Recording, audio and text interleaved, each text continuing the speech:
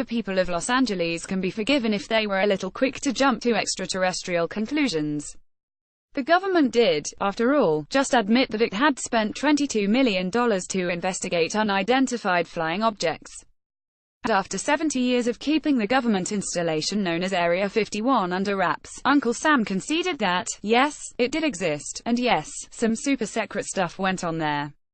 So, it's perfectly logical that Los Angelinos gazing into a darkening sky around 5:30 p.m. Friday would assume their city was in the midst of an alien invasion. Elon Musk, the billionaire entrepreneur who ultimately wants to put people on a space-bound megabus, fanned the flames by saying on Twitter that the jellyfish-like shape in the sky was a nuclear alien UFO from North Korea. Southern Californians and other people out west, well, freaked out. Former Arizona Gov. Jan Brewer tweeted that she was wondering what the lights over Phoenix were. For some reason, she tagged President Donald Trump.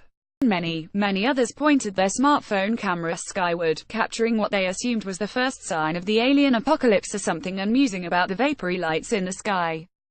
There was, of course, a perfectly reasonable explanation.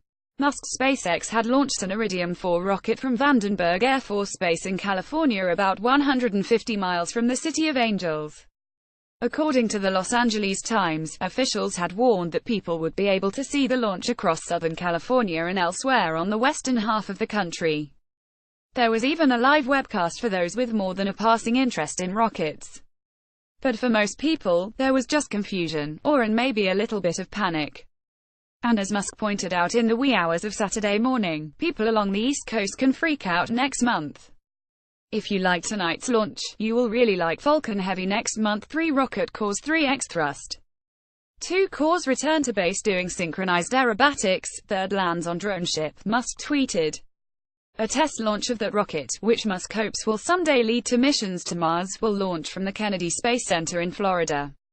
By Cleve R. Wootson Jr., see 2017, The Washington Post.